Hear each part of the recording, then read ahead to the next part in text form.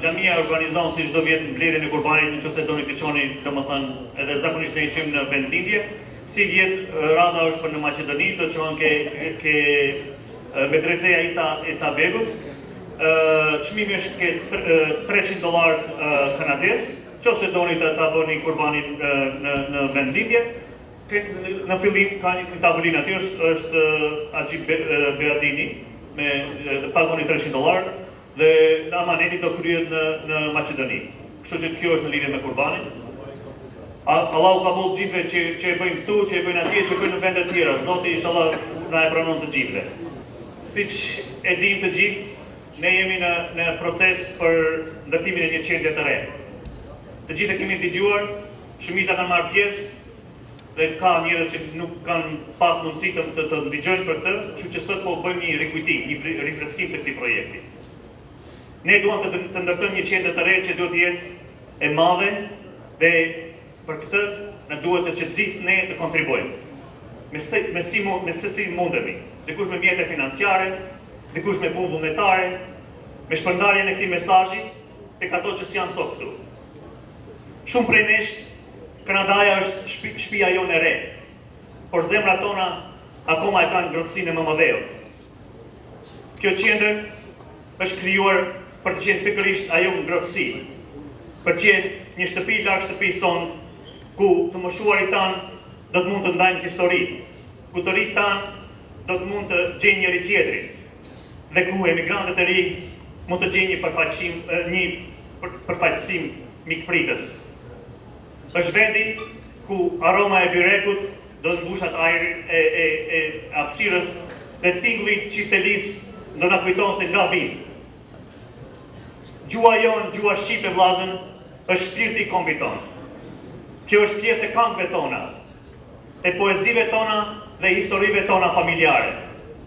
Këtu, në këtë qendër, ne zotohemi se do mbajmë gjallë atë shpirt, do mbajmë gjallë gjuhën shqipe, përmes kurseve të gjuhës shqipe, përmes kurseve të grupeve dhe të valleve popullore, për kurse për historinë tonë shqiptare. Ne do të sigurojmë që fëmijët tanë dhe niprit tanë jo vetëm që duhet që ta dinë se ku është Shqipëria dhe çfarë është Shqipëria, por ta ndjejnë Shqipërinë në zemrat e tyre.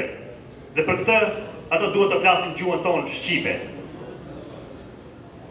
Shumë poeti kanë shkruar gjuhën shqipe.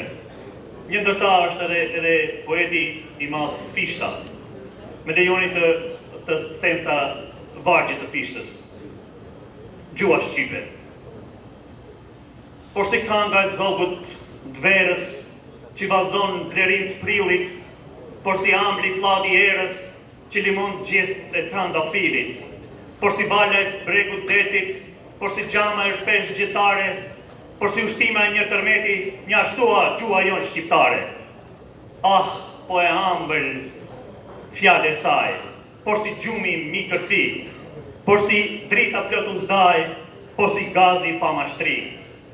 Edhe nije turku muë, por si fleta e kerubinit, ka i tjenë qiove të flytruhe në zjartat vale të amshimit. Pra malkue një zbirë shqiptari, që këtë gjutë përëndis, trashëgim që në laj pari, trashëgim që alena i fëmis. Edhe ati ju thafë të goja, që e përbus të gjuhlinore, që në gjurë kuj fletë kur sash nevoja, e të vetën e lenë bazdore. Në gjurë shqipe në anatona, që prej djepit në kanë thanun, se është një zot që do të dona, njatë që jetën na e ka dhanun. Edhe shqip në thanë se zoti, për shqiptar Shqipnin e fali, se sa të endet stina e moti, do të gëzojnë të djallë në bas djalli. Pra shqiptar, çdo fest që t'jini, gege tos malësi e qyteta, gjuhën tuj, kur të mos talini sa tjetjeta, po për të gjithmonë punoni, se sa nbani gjuhën tuj, fisi juaj, vendi zakoni, ka me umbajt larë kambës huj. Në për gjuhë shqipe bota mbar, ka me unjohë për shqiptar, trima mza, si kur se jini, pra në doni fisin, mali, bregu dhe majtësia për një gjuhë sot le të brodhrisim me gjuhën tonë. Rënof Shqipnia!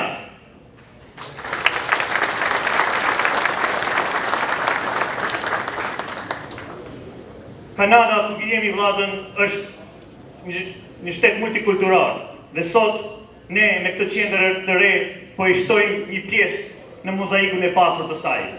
Kjo qendër nuk do jetë vetëm për shqiptarët, por është një derë e hapur për fqinjët tanë kanadez. Është vendi ku do ndajmë mikpritjen tonë, artin tonë, perspektivën tonë unike, duke përsortur dhe pasuruar peizazhin multikulturor të Kanadas. Kjo ëndër që qëndron sot para nesh nuk është vepra e njërit, por është triumfi i të gjithëve ne. Çdo vullnetari që dedikoi kohë dhe orë të panumërta, çdo dhuruesi që kontriboi me zemër të hapur, dhe çdo familje që ndau me ne këtë vizion. Besimi juaj i palëkundur dhe përpjekjet tona të palotshme do e bëjnë të ëndër realitet, inshallah. Kjo qendër është monument i forcës dhe vendosmërisë tonë kolektive. Kjo është qendra jonë dhe e tonë se cilin prej nesh. Dhe suksesi i saj mbahet nga angazhimi joni të gjithëve. Ejani pra, ndani talentet tuaja, jepni kohën tuaj si vullnetar, sillni fëmijët tuaj dhe bashkohuni me ne në formëzimin e të ardhmës tonë. Le të mos jetë kjo vetëm një ndërtesë, por të jetë një dëshmi e gjallë e fuqisë tonë si komunitet, kulturës tonë, krenarisë tonë të përbashkët si shqiptarë këtu në Kanada.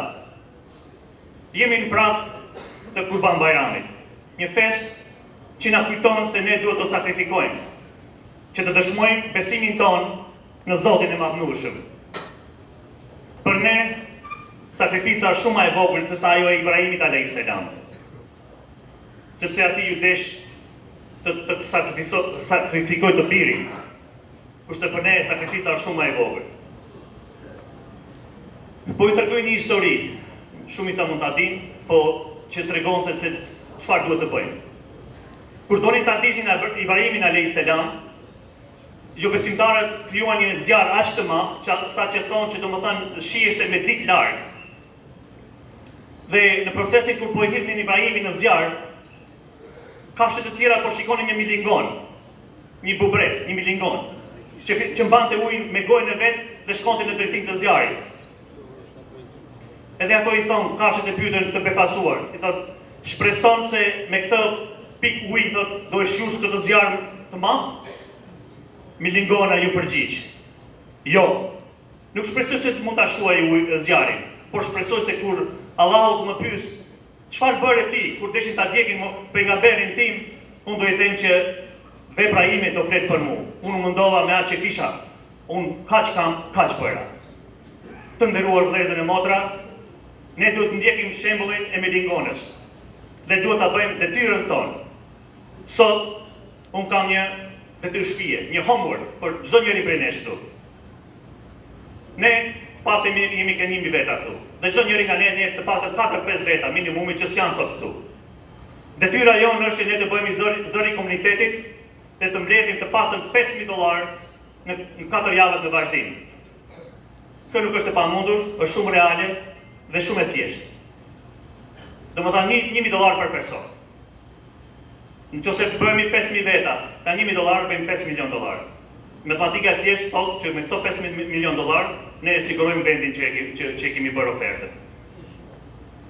Dhe çështja mbitor, këto $1,000 nuk është $1,000 pastaj. Kjo është $600, sepse $400 qeveria federale na i kthen mbrapsht, sepse ne jemi charity, jemi jo fetimprurse. Këta e kemi obligim, çdo njeri për veten tonë, për fëmijët tonë, për kombin dhe për besimin tonë. Çdo njeri prej ne është ambasador i kësaj qendri. Dhe ne kemi detyrë që ta përmbyllim këtë amanet me sukses, inshallah. Parola jonë është, ne mundemi. Yes, we can. Zoti ju bekoft dhe secili prej nesh të bëjë detyrën dhe mos pyesim se ku jemi, nëse kemi bërë detyrën tonë, atëherë do jemi aty ku shpresojmë se jemi. Ju falenderoj.